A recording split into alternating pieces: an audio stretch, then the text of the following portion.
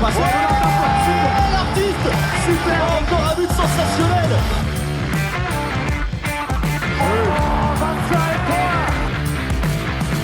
That's a brilliant bit of follow-up play by Mahe. Oh my goodness me, what a shot. Sagosen setter det hen! Han setter den! De er i semifinale igjen! Hello everyone and welcome to the Uninformed Handball Hour. We're back with a nondescript episode. We're going to talk through a bunch of things for various amount of time and we'll see how it goes. How about that? What a teaser. Yeah, that's pretty fitting. It's Chris O'Reilly here with Brian Campion, first introduced. Brian, how are you? We're always a bit nondescript anyway, aren't we? Not too bad now, not too bad. You're come off a bit of a marathon talking session today, coming off the spin earlier today, so fair play to you, coming on so late at night. For the cause, you know. A pizza on the way, so I may have to stop recording at some point to pick that up. Tough times when you don't have time to cook for yourself in the evening. Go from one handball broadcast to another. But this is what it's all about. This one is the main one. And Alex Kulesh is here as well. How you doing, Alex? I'm pretty good, Chris. I'm back from a nice holiday, nice and rested. So, well, actually not very rested. I was skiing and I was pretty bad at skiing. So it takes a lot of energy. Was that your first time skiing? Second time, but Okay. the first time was a disaster. That was 2 days and I didn't know how to stop. So that didn't go too well. This time around actually it was pretty good. The full week did me a lot of good. I was on the blacks by the end of the week, so Really? happy with that. Oh my God. Happy days. Some of the blacks. Some people don't know what that means. That's the most advanced part of the skiing course, yeah. Yes. Just to be clear. Yeah. That's important. Okay, yeah, so no broken limbs, no torn ligaments, no shoulders dislocated. All good? All good. Actually, did my knees some good because it's straightening my knees. That's the problem. So you do the opposite of that in skiing. So it actually loosened them up a bit. It was perfect. Feel better now. Oh, Alex and his loose knees. All right, happy days. Could be the... Loose knee coolish. Loose knee coolish. We're going to pop through a few of the competitions that have been happening recently. Let's start at the top, the EHF Champions League men. Alex, what's been on your mind?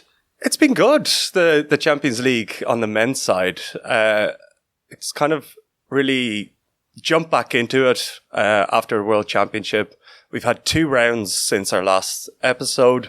A few shocks here and there, but a lot of it's nice to see that both groups are completely open going into the last 2 rounds of the Champions League group stage. So there is only one team that is eliminated, and that is poor Elverum, who just weren't at the races this time around, even though they actually put it up to Nantes really well and were leading for most of the game, but lost 42-36. But other than that, every team is still in it. Even Porto, who looked terrible, actually still have a chance. They have a game in hand.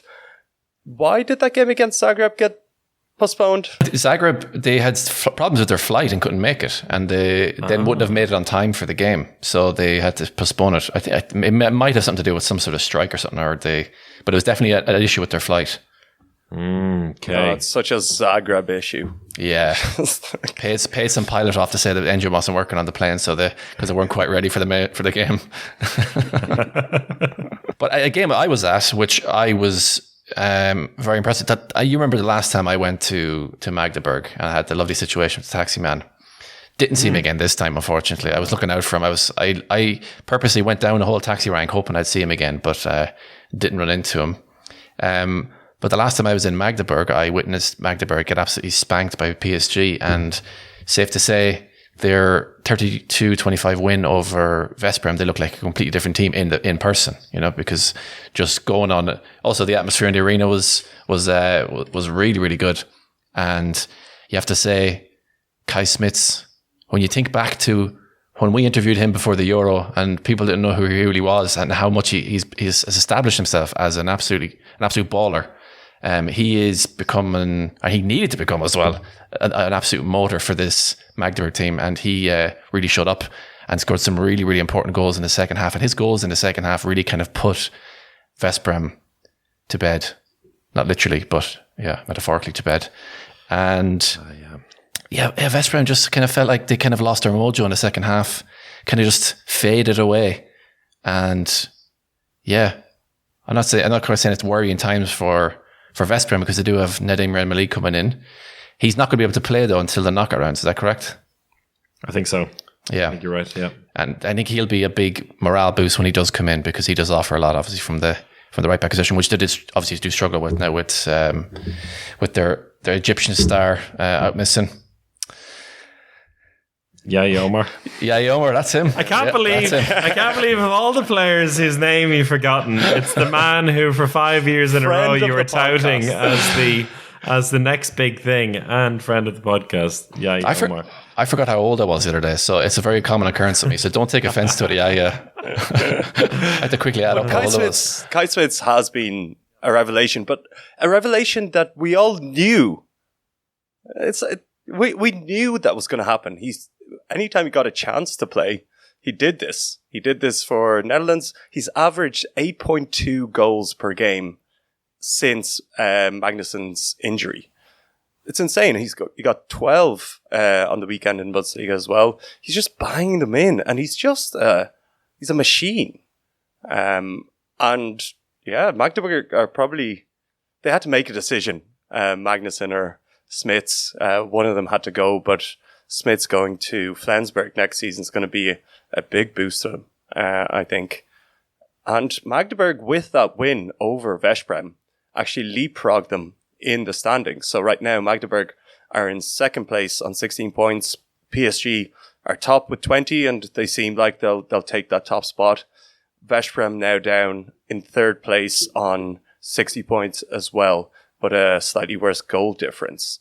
And, it makes a lot of difference, that automatic qualification for the quarterfinal, and then kind of setting up a much easier route towards the final four. So Magdeburg were a team that we talked about as, they're underperforming a little bit in the Champions League. What's going on?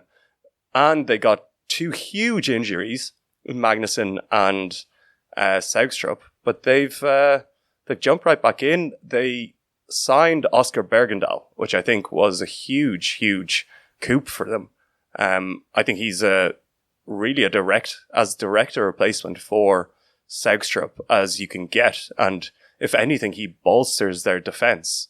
Since Magdeburg's defense isn't necessarily the best, they do rely on high scoring, high paced games. Oscar Bergendahl comes in as an extra rock in that defense. And they're looking pretty good. So they have Zagreb in the next game, while Veszprém play Porto. So should be two relatively easy wins for those two teams.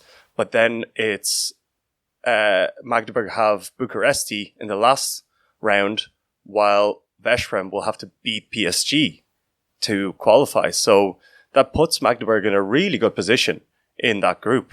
And that's even despite the fact that they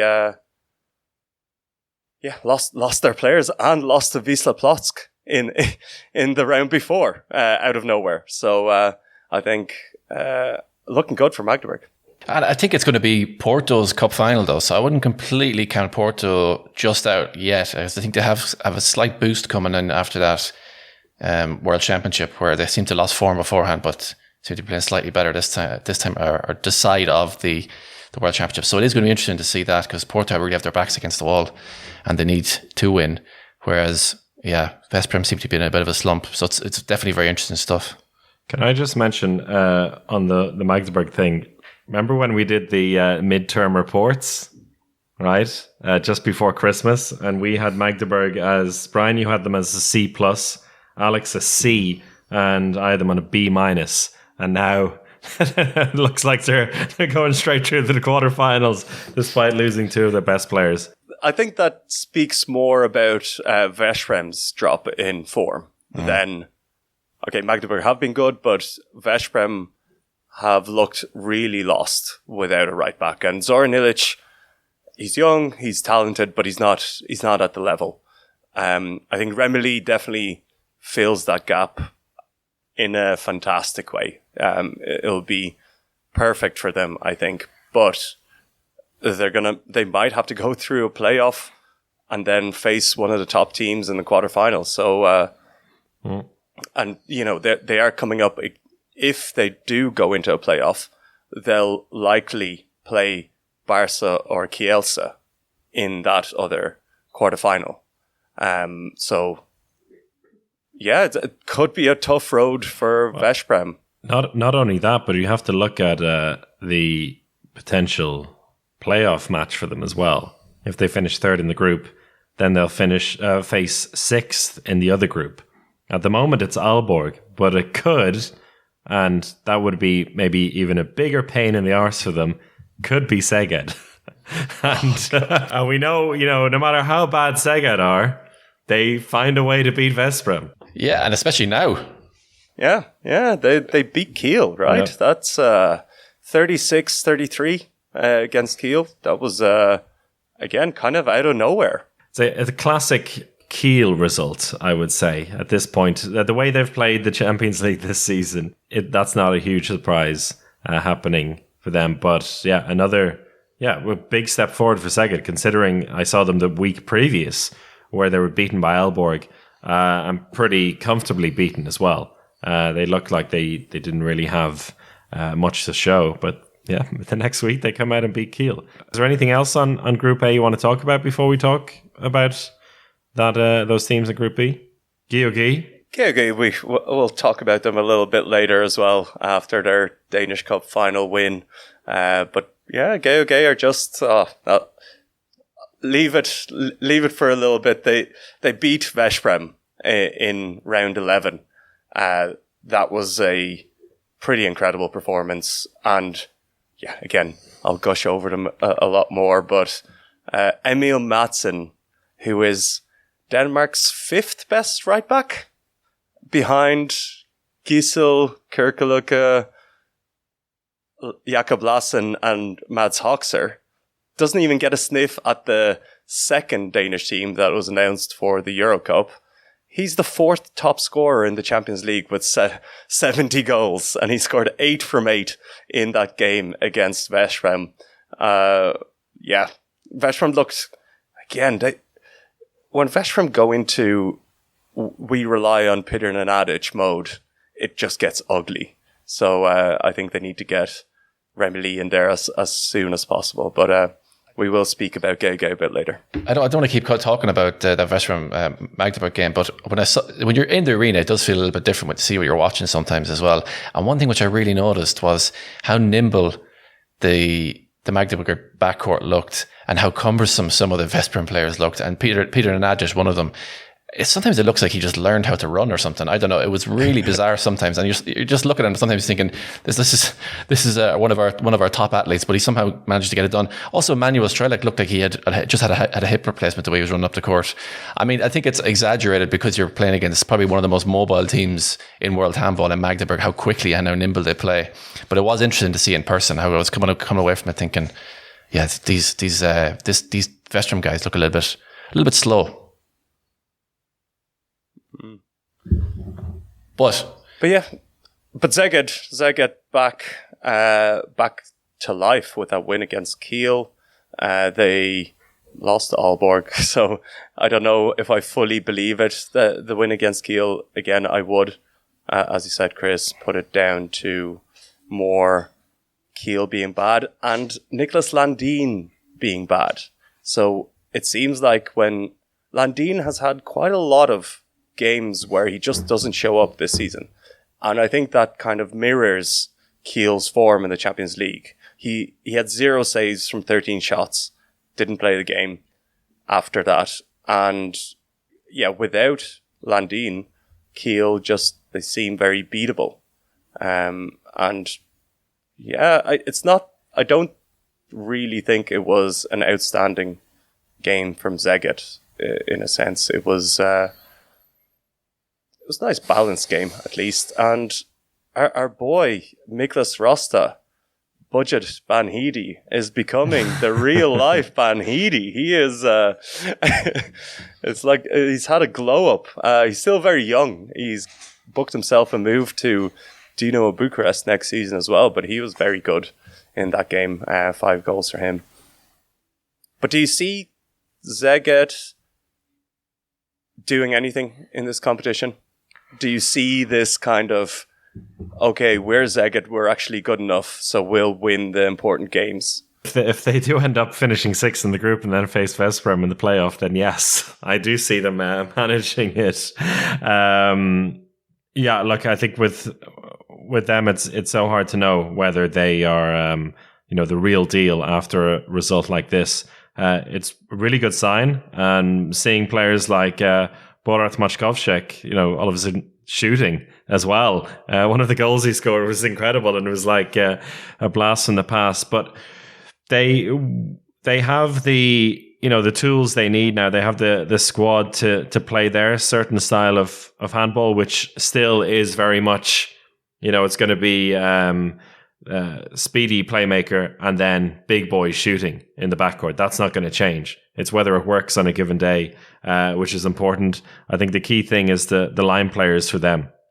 It didn't work against Aalborg in the game that I saw, but now Benson Banhidi scoring 3 from 3 on the line, Miklas Rosta scoring 5.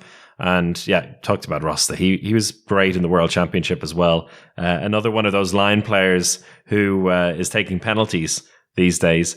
Although the last penalty he took at the World Championship, he smacked a keeper straight in the face and got a direct red card in the first couple of minutes. So maybe he'll never do that again. But maybe that's the end of that. But yeah, when they have those players fully fit and in seemingly good form, then the tools are there, because the key thing missing for them was having the line players fit and able, because that's a big part missing for them in the way they play the attack. With them there, anything's possible. The last dance for a lot of these Szeged players before the Dushabayevs take over and change things around, and Juan Carlos Pastor leaves at the end of the season. Should we talk a bit about Group B and probably the most disappointing result of the whole season so far? Of course, I'm talking about Celje losing to Barcelona after being 15-12 up at half-time. And of course, only one man was going to step up and save Barcelona. And it was almost so predictable in the end, with Dike Mem scoring 2 of the last 3 goals. I mean, that really stings for Celje, because they have something about them this season, don't they? They've pulled off some good results and they've pushed teams a lot. But that would have been really sensational had they toppled Barca at home. And I think we need to put some respect on Gal Marguch's name, the less famous brother of Gaspar Marguch. He's scored 8 out of 11. Okay, 3 only from play, but with Paris de Vargas in goal and the likes of the Barcelona keepers, I think you need to put some respect in his name. Don't be laughing, guys. I can see you're laughing there. Alex Villa was throwing shots out like they were going out of fashion, 4 from 10. Maybe not the best game, but to be expected against Barcelona. But yeah, I think Dike Mem really stole all the headlines with that win in the end. Yeah, Celje just collapsed. It was so sad. And it was just, Barca are just used to winning. And they did it again. Celje were 27-24 up with 10 minutes to go.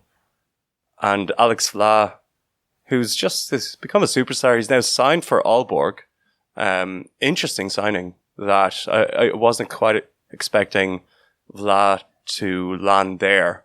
That we'll really be able to see if it's kind of a flash in a pan season or whether he's the real deal. But it does look like he's the real deal. But they kind of shot themselves, Celje. Like, what can you say? What do you expect, though? Of course, it's against Barca. Victory in their hands, and it just slipped through. And it was Dike Mem, and it was great seeing Dike Mem do that, because Brian, you say that it could only be one man, but Dike Mem he's not the most clutch player in the world. He's an incredible player, but I still call him Mr. Clutch. Here we go again. I've heard this before. But he's doing it more and more. I think he's better. I think he's turned into a pretty good. I mean, he's not Alex Tusurbayev, but I think he's if you're going to pick out 3 players from the Barca team who are a bit clutch, it'd probably be him, Pérez de Vargas, and Alexi Gomez, no? I'd throw Fabregas in there as well. Do you think Fabregas is more clutch than DKM? I don't know. Oh, he scored a winning penalty in the Champions League final last season. Yeah, but Jesus, penalties. But I think it's more so that ending of the game was pretty chaotic, and it allowed it played into DKM's strengths because he could receive the ball when the defense wasn't set fully. It was in kind of second wave transition or just as the defense set. And he just sliced through them with his 2 goals. It was, you look at that and you're like, how do you not just do this all the time? It looks so easy. Why aren't you scoring 15 goals a game? But what DKM struggles with is a fully set defense, a slowed down game in those last moments when there's kind of 2 big defenders in the middle and a goalkeeper that's ready for his shots. That's a bit more difficult, but he didn't need to do that. He was able to slice through. So I think there's still room to grow for DKM in the clutch area, but he's still a fantastic player. It's heartbreaking for Celje, just heartbreaking. And it did pretty much knock them out of the competition. They're on 6 points. They've got 2 games left, and Aalborg are on 9 points. So Celje have to win both of their last games, and Aalborg have to lose both of them pretty much for Celje to get through, which is unlikely. But yeah, Celje have just been almost a great team this year. But what do you expect? Yeah, Aalborg facing Elverum at home next, so that should do it. But if somehow they don't, then it's Celje at home against Aalborg in the final game. So could all still change, nice. But they would need a huge favour from Elverum for that one. Nantes doing non-things as unpredictable as ever. Starting the new year with a loss at home to Celje and then scoring 42 goals away against Elverum. I just love it's a good time. Every time you see Nantes, you never know what you're going to get exactly, particularly in Europe. It's just fun to watch, as long as you don't really care whether they win or lose. They struggled against Elverum. They did score 42 goals, but they were 6 goals down at one stage in the first half. They did storm back and won that first half, 21-18. But Aymeric Meen is back for them, which is just fantastic for them. But I wonder if they're still getting used to having him back in the team. Kind of their alpha dog, which he became before his injury. They kind of, okay, we have to give him the ball and we have to work with him. So maybe it's a little bit of that. Maybe it's Meen getting into form a little bit. But they're pretty solid in that 3rd place. They have no chance of getting ahead of Kielce or Barcelona. But I think 3rd place in that group is pretty nice because you end up playing Zagreb or Plock. And that's pretty straightforward. If you're in 4th or 5th, which Kiel and Szeged and maybe even Aalborg are fighting for, you might face up against GOG or Dinamo Bucharest, much harder challenges. So still a lot to play for in that group as well. I think the placements do make a difference. Yeah, it's really worth finishing in 3rd place in that group, with the playoff match you mentioned. And then, of all the teams you can face in the quarterfinal, whether you have a choice of PSG, Nantes wouldn't want that. Barca, they don't want that. Kielce, they don't want that. Magdeburg, they would think, okay, that's something we're used to in the European League as well. So, I think of all those teams, they'd probably fancy that route to go. So 3rd place, very much worth earning. Your question, Brian? Is Alexander Cavalcanti Portugal's most informed player at the moment? That wasn't the question, but this is another question I just have. What do you think? He's kind of really come into his own this season, isn't he? It seems like. He's been very good, but it was very strange that he didn't play that much for Portugal. Yeah. A Portugal team that was in form and has a lot of very good left backs. But he wasn't selected, was he? He wasn't even at the World Championship. He was, yeah. He was just bench warmer. Okay. Literally sat in his arse for the whole time. That really surprised me. Yeah. Yeah, because he's been brilliant this season. And he also got a red card against Elverum. So yeah, 7 goals and red cards a good game though. That's a nice you little. really filled the stat sheet. You really did. Yeah. Pack it out, like, you know. Adrian Shipper shit. Actually, he wouldn't score 7 goals though, would he? Yeah. You've forgotten your question. No, I still have the question. So was there 2 games left? Do you feel like it's a hell of a lot of games just to get rid of 2 teams? Yes. What's your gut feeling? Or do you feel like it's been just about right? Maybe it's a little... it's 2 games left and it does feel open. But a lot of things can close next week, basically, or this week, with the penultimate round. Pretty much everything could be set apart from a few placement ones, which does feel a little bit anticlimactic. Something we have to get used to, I suppose. You say this format is like 4 years old. No, I still know we haven't talked about it before, and I think that I don't mind all of the games. I just think the playoffs should be more games. There should be more important games before the Final Four to justify all of this build-up. So then positioning really matters. You know, it's more NBA style.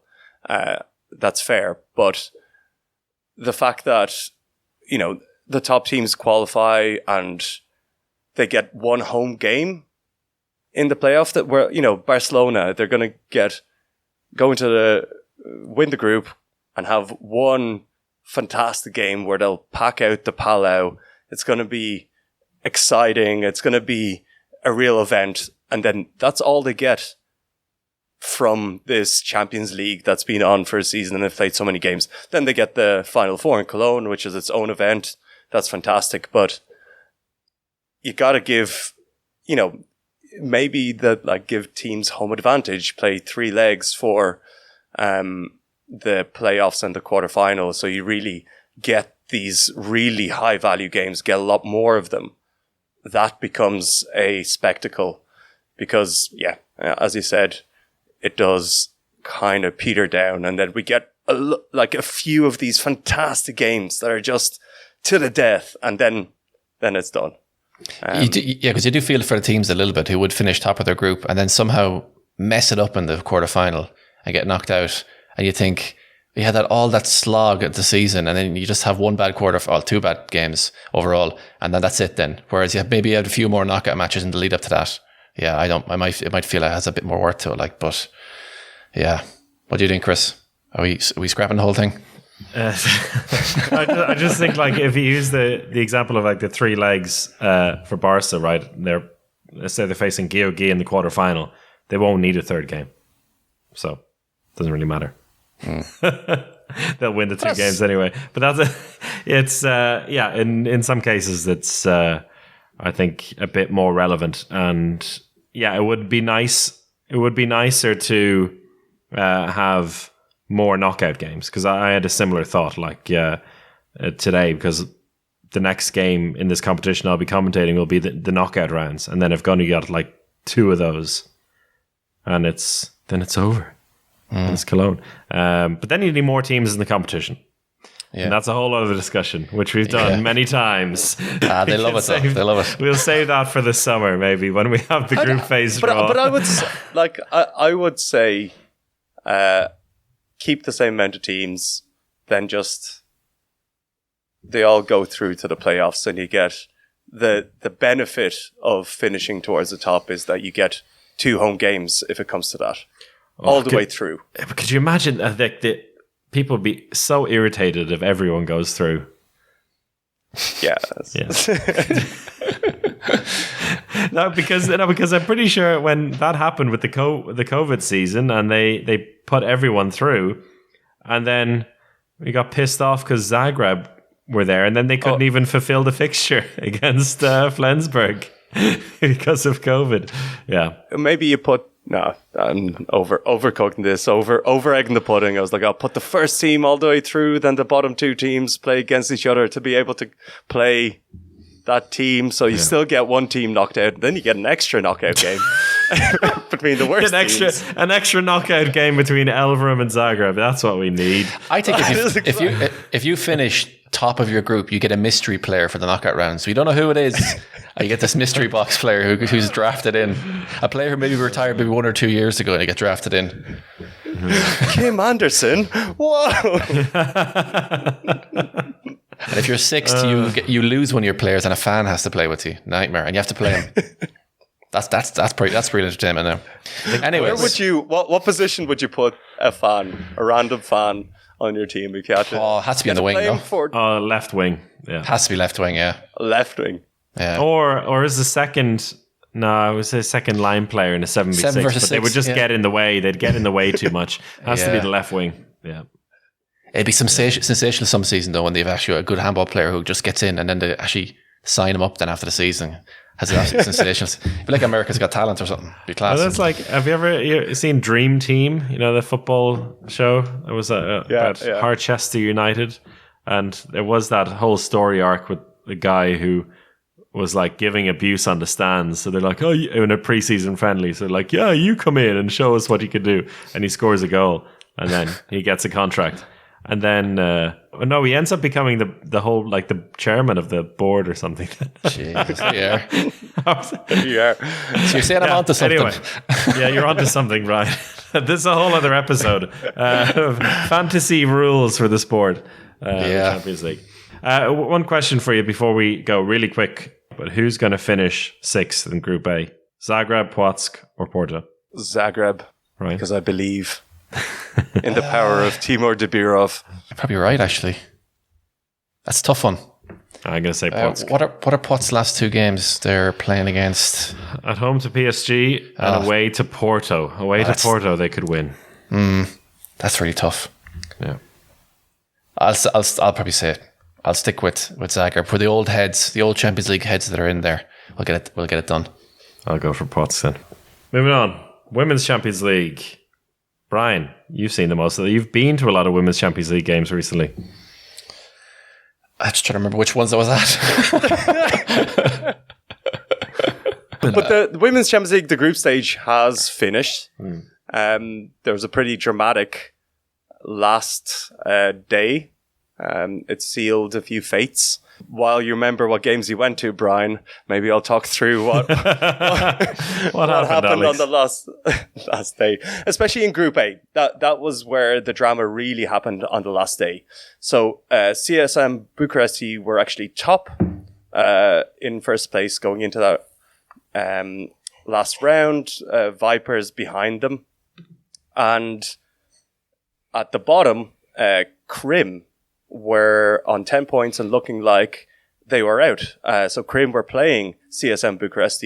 CSM needed a win to confirm first, but obviously finishing second still qualifies you for the quarterfinal. But Krim needed a win to even have a chance of going through. They were on 10 points, and the 2 teams ahead of them were Bietigheim and Brest. And they did it. They beat CSM Bucharest 28-26. Christine Niagu had a stinker of all stinkers. 6 goals from 15 shots for Niagu in that game. And Krim qualified because Brest Britannia lost to Vipers, who then claimed top spot. And Bietigheim, despite destroying Badik Most 47-25, didn't manage to leapfrog them. So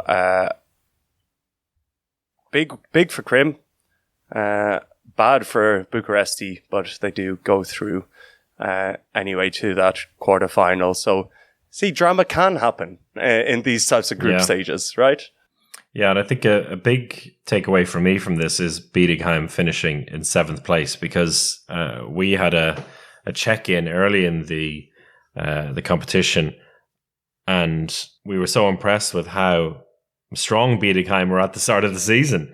But the big question was like whether they could keep it going because the squad was pretty thin, and whether injuries would kind of come back to haunt them. And boy, did it come back to haunt them. I think they went on a 6-game losing streak towards the end of the group, which it really sealed their fate. And it's a disaster for them to finish in 7th place. But interesting, it's happened in both groups that there's a huge block of teams very even on points. But here in Group A, from 3rd place down to 7th, just 4 points between them, which is a good sign in that sense, showing how the vast majority of teams were pretty close in this competition. Not only that, but they also had 3 match of weeks in a row, which they all lost, which was kind of a strange curse on poor Big League time. So yeah, that's tough, like, because they were thereabouts in at least 2 of those games. The game against Vipers, they pushed Vipers pretty much all the way.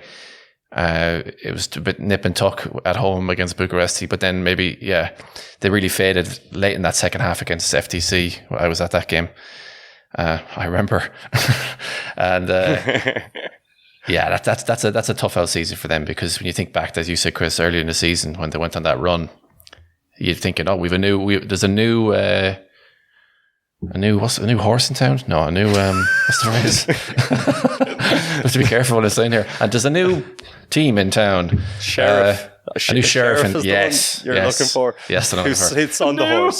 The sheriff comes in on the horse. There's a new horse in town, and there's the sheriff on it. There's a new horse in town riding the sheriff into town. Tough out season for them. But I'm really looking forward now to the playoffs, and I think we have some really, really tasty matchups there.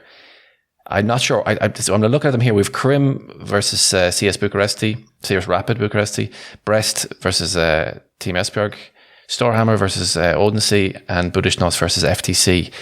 If you guys had to pick out one match which you think is going to be too hard to call, which one would you think would it be?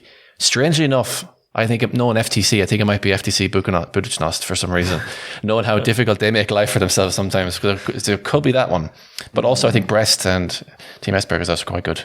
Krim Rapid Bucharesti feels like... I mean, remember, because you mentioned FTC last season. I remember Krim got the players that were released by the Russian clubs and stormed their way through to the quarterfinal at FTC's expense, which was a kind of a classic thing to happen to them. But Krim, coming from basically saving themselves from elimination and looking at the vast array of experience in that team, coming up against Rapid Bucharesti, who have been they've been the revelation. They have been the new horse with a sheriff coming into town in Group B. We're going to have to keep going with this now. What an analogy. My God. But Rapid Bucharesti have been very impressive, but they are maybe lacking a little bit of experience at this level. So I think the wily old foxes of Krim may be able to hunt down that horse. But one thing you said about the Russian players, Krim, Daria Dmitrieva has been terrible. We know how good she can be, but even in that big win against CSM, Daria went 1 from 9. She's struggling. That one goal was a very important goal, is what I'll say. It was a very important goal. So she kept going. She kept plugging away. But yeah, that wasn't her best day at the office, for sure. But she has also, let's not forget, in the 4 games prior to that, she scored 3 against Vipers, 9 against Most, 10 against FTC, and 12 against Bietigheim. So Mr. Alex, looking at the most recent results, Gulesh here, being found out.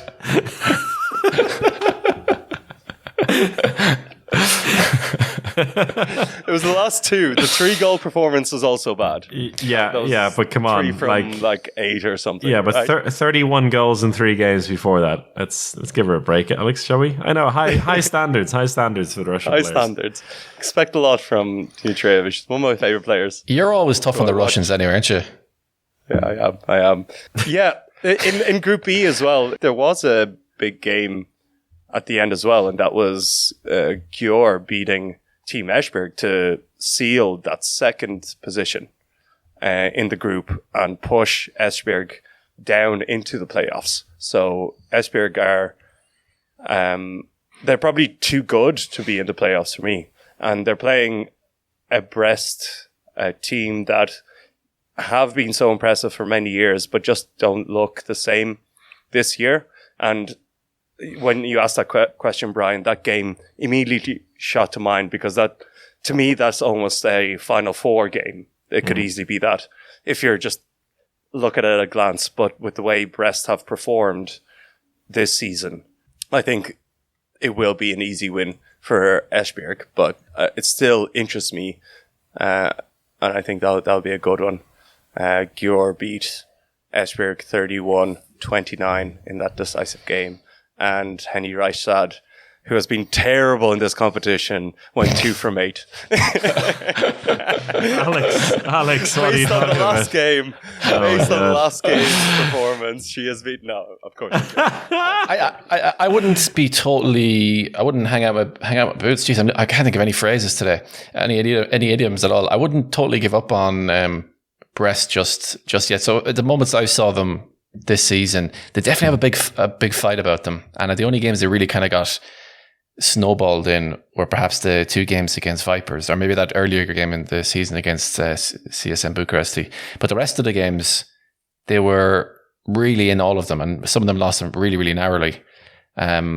So I think they're a dangerous team for anyone to come up against, because unless you're Vipers, you're not going to run them over. And I think they do have, with a character like Georgina Jankovic in there, who can be a little bit up and down herself. She's injured. I was just going to say. That is also a big one. I forgot about that, So she got an injury which keep her out for about 3 months. It's another knee injury, but not as traumatic as her last ones. And Cleopatra Darlo is out with a concussion for the foreseeable future. So that's a pretty nightmare situation for them in that sense. But they're going to need a lot of fight. Yeah, and they have it. So I think overall, the playoff picture is looking pretty good.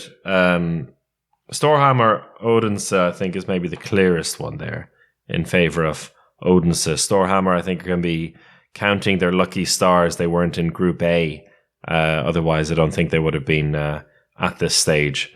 So, yeah, good for them that they're in this round. But Odense will be looking pretty good. And just like projecting forward a little bit here to the quarterfinals, I want to get your takes on this. So, winner of Storhamar Odense faces Gjør, which shows just how big that victory over Esbjerg was for Gjør, because they get potentially the nicest quarter of the draw. Krim Rapid, the winner of that, faces Vipers. Budućnost FTC, the winner of that, faces Metz, which Metz have been incredible this season. They just going from strength to strength.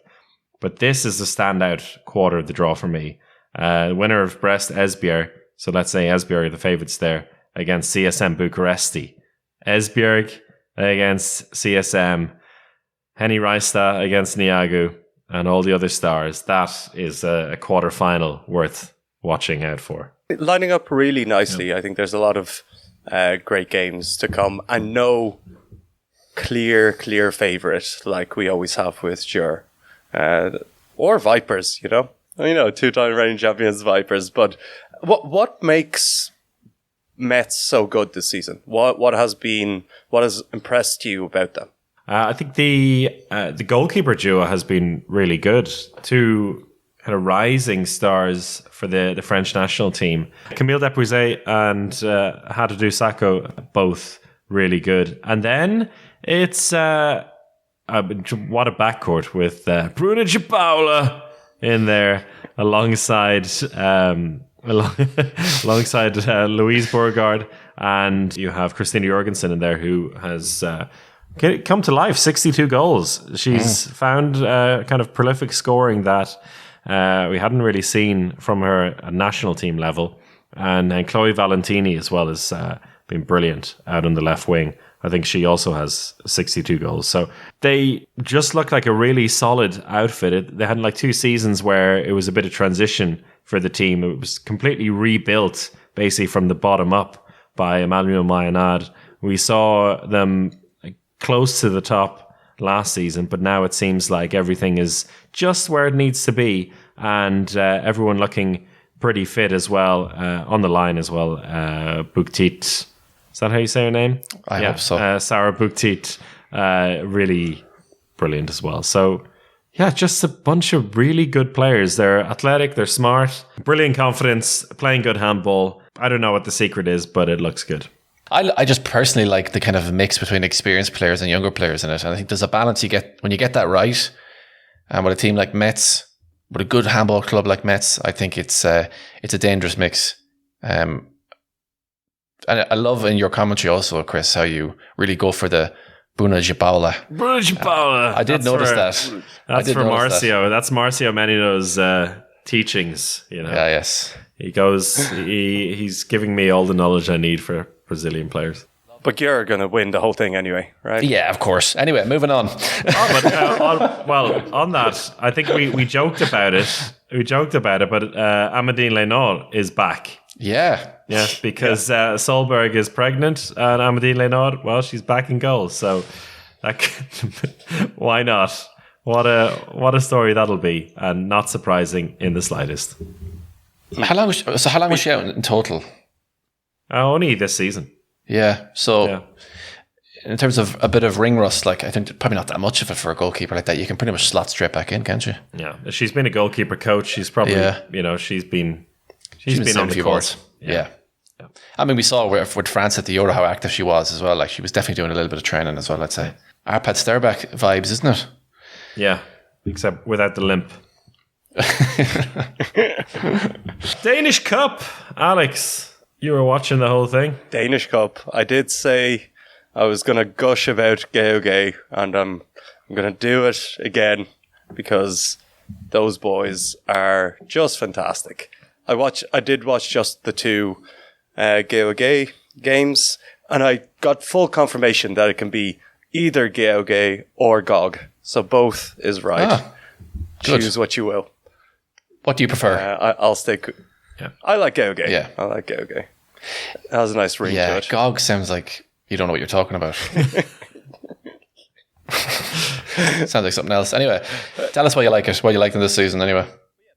So GOG won the Santander Final Four Cup in Denmark, which is a competition that's been kind of rising over the last couple of years. It's been getting a lot more attention, a lot more publicity, and even without Aalborg in the competition, in the Final Four this year, they were still able to get 9,000 people, close to 9,000 people in the Jyske Bank Boxen arena. And that's because they actually limited it to that number of seats. So big competition.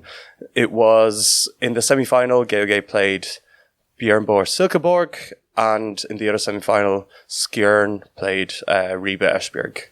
Skjern flew through Ribe. There was no real challenge for them in that semi-final, but the semi-final between GOG and Björn Borg Silkeborg was an absolute barnstormer. Finished 36-35 to GOG, and the last couple of minutes were just a real riot of a game. It kind of went wild. It was great to see. Throughout the game, GOG were in a lot of control. They were just taking it easy. Not taking it easy, but they were comfortably 2 or 3 goals in the lead. Björnberg not in it at all, or staying in it a little bit. And it was the last 6 minutes where just things shifted, and Björn Borg got a couple of goals back. It was 32-32, and then Simon Putlik, who was fantastic in that game, got a 2 minutes. So with 4 minutes left, 2 of those minutes were going to be without Putlik.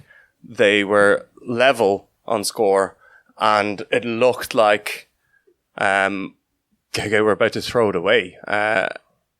But there was this just I'm the boss moment from Putlik. So he went off for his 2 minutes. The game went on. It was 33 when he came back in. Scored 2 absolutely crucial goals to put them up in the game. And then it was Morten Olsen who came in with the Danish 5-step, a real veteran, to close out the game. Yeah, and Martin Olsen off to become an assistant coach next season in Ringstedt. So he'll be spreading the word of GOG and the GOG 5-step all around Europe. So fair play to him. More of it. Yeah. But what really kind of stood out to me was that this whole GOG team is just full of clutch players. You know, what I talked about earlier about DKM not having that. Each one of those backcourt players just does. It was Emil Madsen who, when GOG kind of got shocked by Björn Borg and they came back into it, he just took 2 standing shots from 9 meters, 1 rocket in top corner, 1 down low. And it was just like, yeah, no, I've got this. Then Putlik came back in and he scored his 2 goals because he was like, no, I've got this. And then Morten Olsen with his 6 steps to seal it, which was pretty ridiculous that it wasn't called. He was being tackled during those steps, and maybe the refs. It's the some of the best refs in the world in Denmark. They thought he took a bounce, but he didn't. I don't know why VR wasn't used. It was pretty dramatic, and in the end, it was a dropped ball from a Sukkerborg player that closed the game out. But again, what stood out just how clutch these guys are. They're just not afraid of anything. And then in the final, it was actually pretty straightforward. They played against Skjern, who have a very nice team. Actually, they've collected a bunch of nice players. They have Alfred Jönsson in the center, Swedish playmaker with experience from the Bundesliga. Senjamin Buric on the line. Also Bergholt, another upcoming Danish line player, had a good Final Four. But they weren't good enough. And it was actually Lucas Jørgensen who was the star of the final. He got 8 goals from 10 shots. And yeah, his movement is just fantastic, Jørgensen. On air, he was asked a few times whether he's moving to Flensburg or what his next club is. He said he's focusing on his handball this season, but I think it's pretty clear that he's going to be Flensburg's line player for next season. And what a player he is! He really absolutely out of nowhere, like literally out of nowhere. We knew a little bit about Putlik. Jørgensen just really stepped up. He was behind Bergendahl last season. This season, he's taken his chance. And yes, Skjern just weren't really in the game. And I was talking to Rasmus a little bit after that game. He was potentially going to come on this podcast to chat about it, give that Skjern perspective. He said that GOG were just the better team. I said they're really special this year. But he said they're pretty good, but not special. So maybe we'll ask Rasmus another time why he doesn't think they're special. I think this is a really special team. Just before it gets called out on Twitter by John Ryan on Team Handball News, Alfred Jönsson, yes, he could also potentially play for the USA. But still sticking with Sweden for now. I'm sorry about that, John. Other big news, Borussia Dortmund getting 11,112 spectators to fill out the Westfalenhalle in Dortmund, the most at a women's club match in Germany and the most in a European League match. It was the group final in the European League against Schaffhock, which they won 26-23. And looking at the pictures and the highlights from that, you can see that it was a great atmosphere. And fair play to Borussia Dortmund. Also on the back of like what has been a terrible few months for them, with the former coach being kicked out disgracefully for his abuse allegations, that they've managed to get the public behind him like this. And a great occasion, it seemed like, for them. Incredible, because when you see Borussia Dortmund in the last couple of years, when they played in the Champions League, playing in this poxy hall with like a running track around it and about 500 people watching, to getting over 11,000 in for a game like that is, you just have to doff your cap to them. Yeah, and then, I mean, not even that, also to watch that game in that arena, in their old arena, the camera was also so low when you'd watch it on EHF TV. It's almost so unsatisfying to watch because you couldn't really see what was going on in certain parts of the court. So it was a mess. But yeah, great to see the images of that arena. I was working yesterday on the European League, the games, and I was just a bit annoyed that we didn't get a big wide angle shot of the arena. I felt like they could have made a bit more of that, and they didn't really seem to push that out there.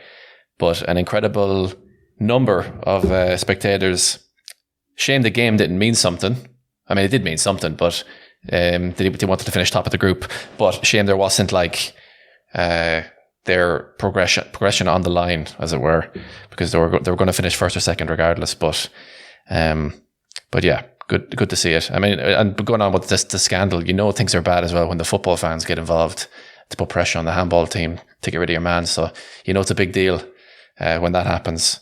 But what a year for them. And German teams love the European League. We knew that about the men's side, but now it's a fact in the women's side as well, because Bietigheim winning it last season, and 3 German teams into the quarterfinal of that one. So the quarterfinals for it are Schofok against ECAST, Valtia against Nyköping, also 2 Danish teams in there, Sola against Thüringer HC, and Nantes against Dortmund.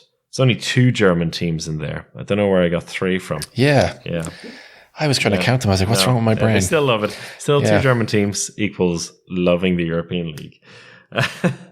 Also, just to mention, we, I think, tweeted it out earlier last week. Also the devastating news of Kemal Kutaya from Turkey, who was one of the, I think now tens of thousands of people, he and his family, who have died after the earthquakes in Turkey and Syria. Kemal was a bit of a legend in Turkish handball, captain of the indoor team, top scorer in the beach handball Euro the last 2 times, 2019 and 2021. His pregnant wife, his child and mother-in-law, all being found, I think, was it a week later, which it just gives a bit of a glimpse into how terrible all of that has been. Also mentioned that a teammate of his and one of the more prominent Turkish handball players, Doruk Pehlivan, has been on Twitch over the last couple of weeks, raising funds for the victims by painting and drawing some posters. So check him out. I think it's DORS19, so Dorsh 19. Hopefully he'll be online again at some point. So go and check that out and donate if you can. Some positive news to finish off. An international club title for Ireland. We have to mention this. The first ever Celtic Cup Final Four is happening over the weekend in Scotland, with 2 Irish teams and 2 Scottish teams competing in the men and women, and it was double gold for Dublin City handball. So congratulations to them. It was an all-Irish women's final with Dublin City beating Astra and Dublin City beating Livingston in the men's competition. So that's it. We're on the rise. Next stop, European Cup. Round 2. Good stuff. That's it for today's episode. I presume there's nothing else to say. The boys look quiet when you're scraping the barrel with wins with Irish teams. The time is up. Thank you very much, everyone, for listening. Thank you all to our Patreon subscribers, and we'll see you next time for another episode of the Uniformed Handball Hour. Cheerio.